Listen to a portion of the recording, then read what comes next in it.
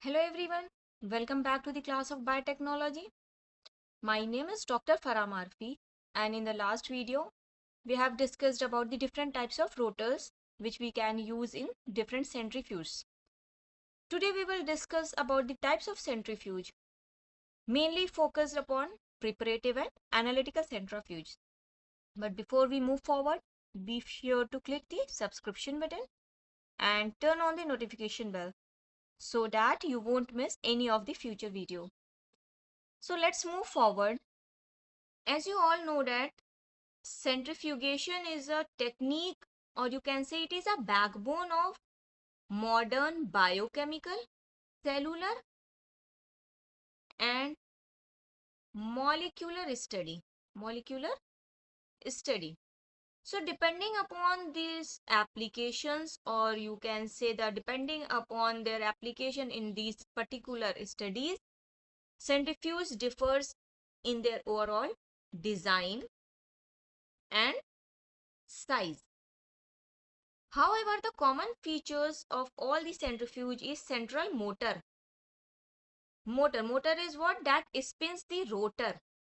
Rotor is what? Rotor that carries the samples to be separated. We put the samples in a rotors so that it gets separate out, right? So the most obvious difference between centrifuges are, or you can say the parameters on which choice of a particular centrifuge depends upon is the maximum speed at which the biological samples are subjected to increased sedimentation, or you can say if the speed is more, then the rate of sedimentation will be more. So for the separation of very small particles in comparison to the larger one, the speed must be high, right? For the larger particle, speed may be slow or may be lesser in comparison to the smaller particle, right? Then here the rate of sedimentation will be more.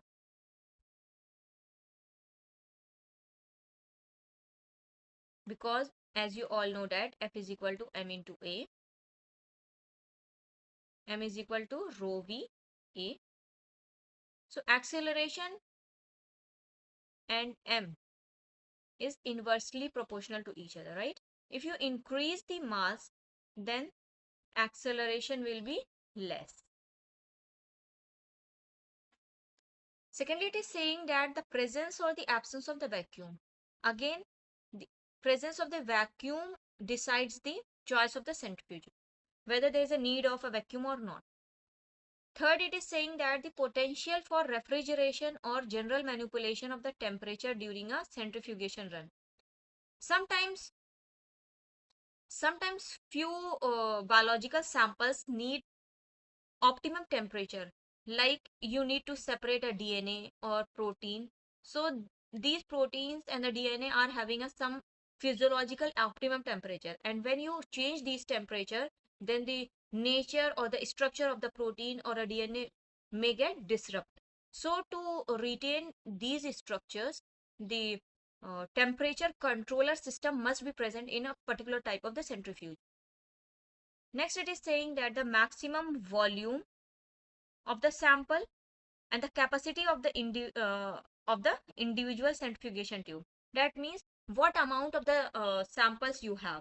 Sometimes you are having 1 ml, or you need to separate the 50 ml. 1 ml you can run in up and drop tube of size 1.5 ml microcentrifuge tube, and this for this you need a falcon of around 50 ml, right? So the rotor type will be changed here, and again for the larger volume the speed will be different, for the smaller volume the speed will be different. So again the volume plays a very important role in the selection of any type of centrifuge. Keeping those parameters in mind, there are several different types of centrifuge. But basically there are mainly two. One is preparative centrifuge that we are generally used in our laboratories, and another is analytical centrifuge. But apart from these two, there are several other types also depending upon the speed and the volume or the need of the temperature. That is the large capacity centrifuge with having low speed preparative. Large capacity, low speed preparative. Another is refrigerated high speed preparative centrifuge. Then analytical ultracentrifuge, preparative ultracentrifuge, large scale clinical centrifuge, and small scale laboratory microfuge. Let's see one by one each. The large capacity low speed preparative centrifuge. As the name suggests that the capacity must be very much high and hence the speed will be low here for the isolation of the large volume of the cells and bacteria or other particles at low speed. Means if you want to just collect the cells or the bacteria or the particles from any suspension at a low speed and you have a large volume, then you should go for large capacity low speed preparative centrifuge. Next, if your protein or the organelles or the viruses are temperature dependent or you want to obtain these things in a native state, then you must go for the refrigerated high speed preparative centrifuge, because protein and organelles and viruses, all these requires a very much high speed, but at a high speed you also need a low temperature. So to keep the temperature low, there must be some cooling system, right? There should be some cooling system into it. Otherwise, due to the greater speed, there may be a heat generation that may denature the sample that you want to collect or you want to separate out. Next is the analytical ultracentrifuge. It is used to study the size, shape, and interaction of molecules in solution at ultra high speed. Here the sample must be pure, right? So you will study the property of the sample. Like what property? Size and shape and the interaction at very high speed. The speed must be around 1 lakh RPM. Next is the preparative ultracentrifuge. It is used for isolating and purifying very small and dense particles like viruses, nanoparticles at ultra high speed. Again here the speed is around 1 lakh RPM. But you can isolate the sample. What sample? Viruses, nanoparticles or cells from the mixture. But in analytical ultracentrifuge, you only analyze the pure sample just to understand its property, just to study its property. But here you need to isolate or you need to separate the particle, separate the cells, separate the viruses out of mixture of the sample, right? Next is the large scale clinical centrifuge. This is used in diagnostic labs for the processing large volumes of the blood or other clinical samples, right? Such as red blood cells. Next is the small scale laboratory centrifuge. It is generally used for the pelleting the cells. Suppose you are having a mixture of samples present in some suspension and you just want to retain these samples or retains these cells without disrupting its cell wall out of the suspension. So when you apply speed around 2000 RPM, you will get the pellet out here, these cells at the bottom of the tubes. These cells are having their cell wall intact. They don't undergoes any type of disruption. So next is the analytical ultracentrifuge. It is used to study the size, shape, and interaction of molecules in solution at ultra high speed. Here the sample must be pure, right? So you will study the property of the sample. Like what property? Size and shape and the interaction at very high speed. The speed must be around 1 lakh RPM. Next is the preparative ultracentrifuge.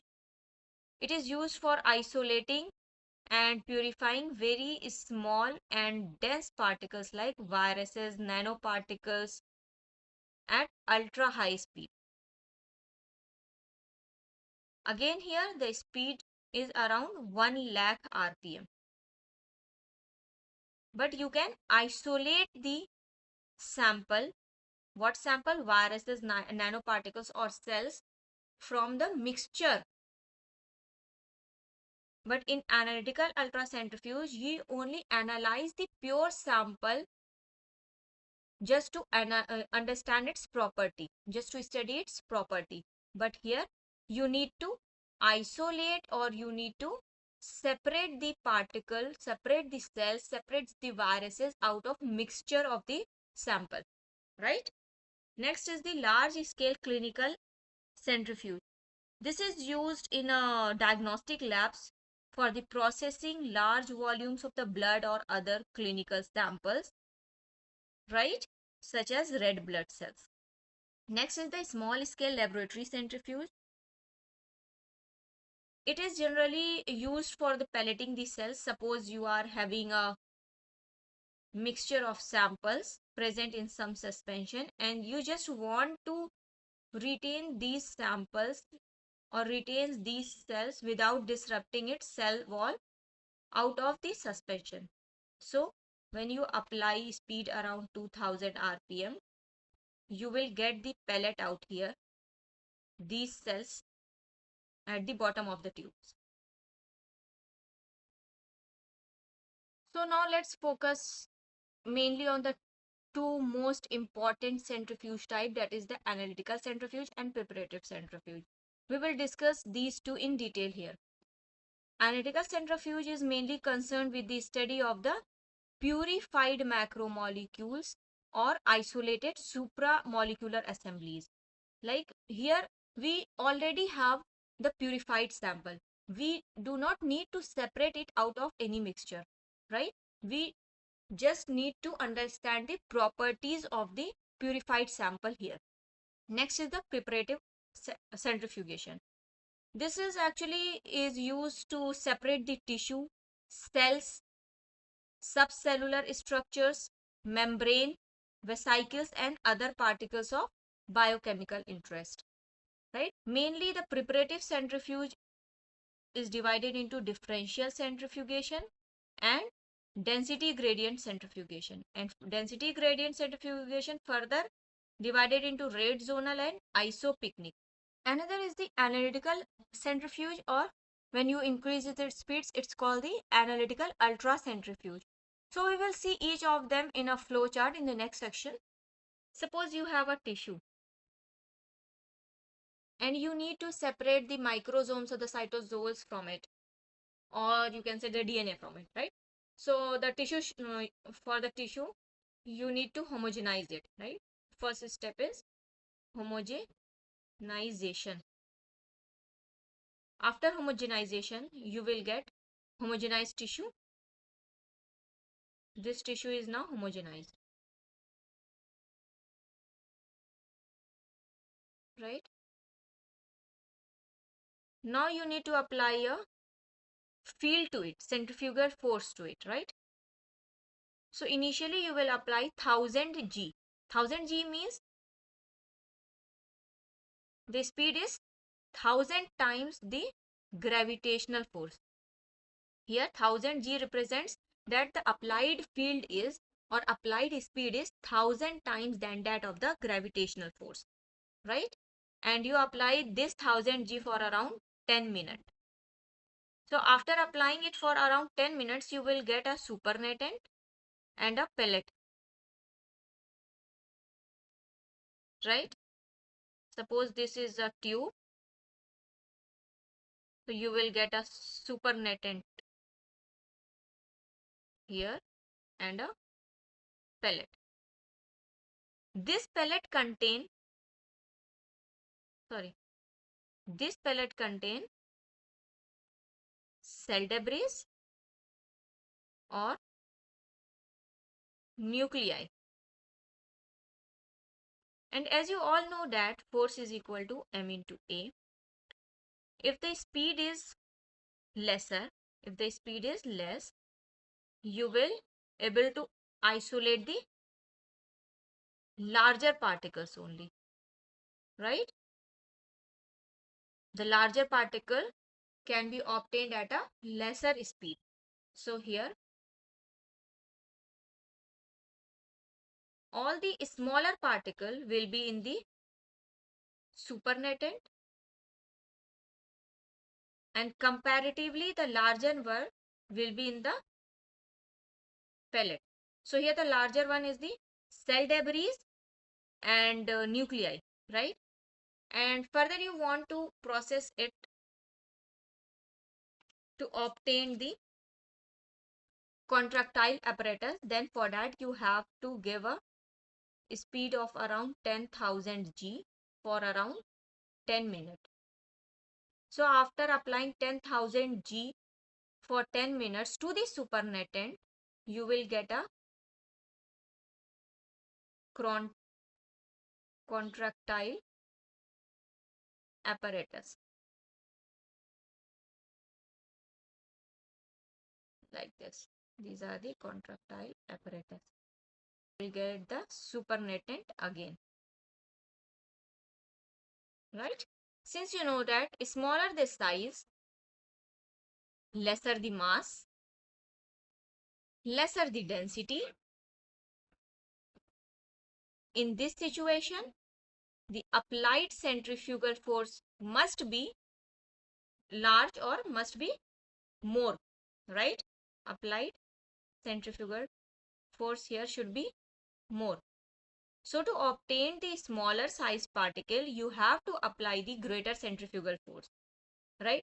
So suppose you need to obtain a mitochondria. Then mitochondria is having a much lesser size uh, in comparison to the contractile apparatus or the total cell, or you can say the nuclei, right? The mitochondria are having much smaller size in comparison to these, and the mitochondria is present here in supernatant.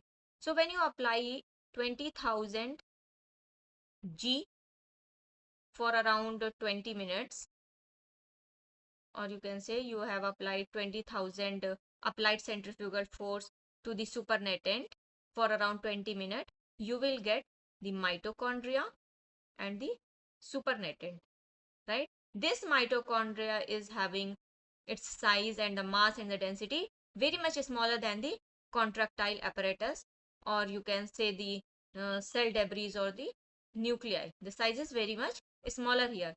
So smaller the size, greater the applied centrifugal force.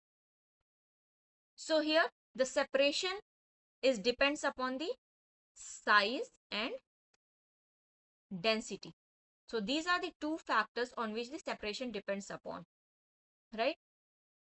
So this type of separation is called the differential separation, right? Or you can say differential centrifugation. Differential preparative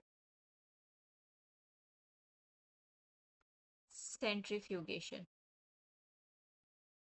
Here speeds ranges from 1000 G to 20,000 G. Time varies here depending upon the type of particle or the type of cells you want to process. Type of particle. Centrifuge the supernatant at around 1 lakh G for 60 minutes. We will get crude microsomes,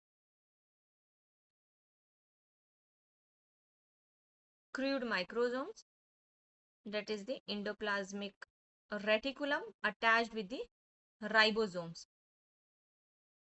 Fragments of endoplasmic reticulum attached with the ribosome. And what else we get here? We will get cytosol, right? So the centrifugal field of around 1 lakh G denotes the starting point of ultracentrifugation.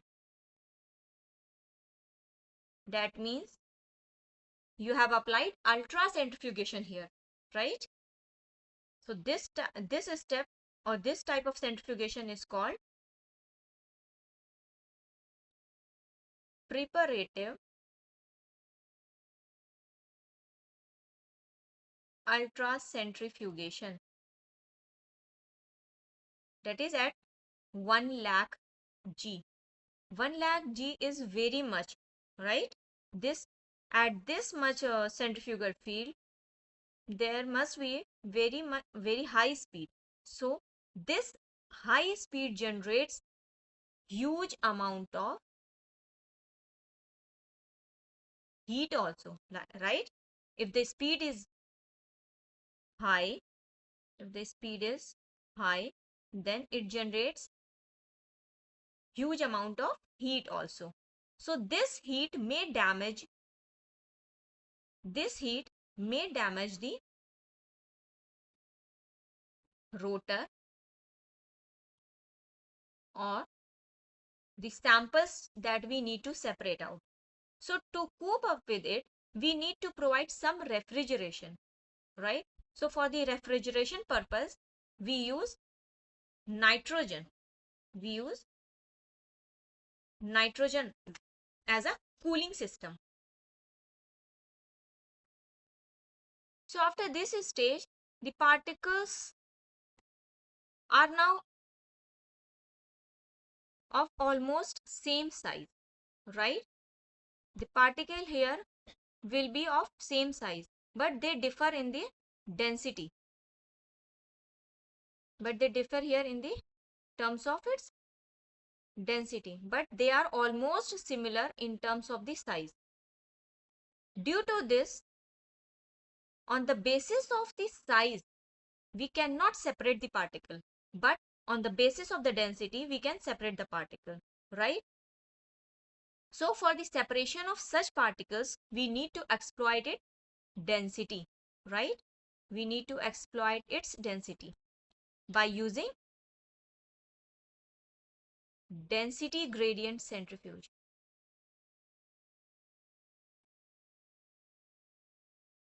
By using density gradient centrifuge.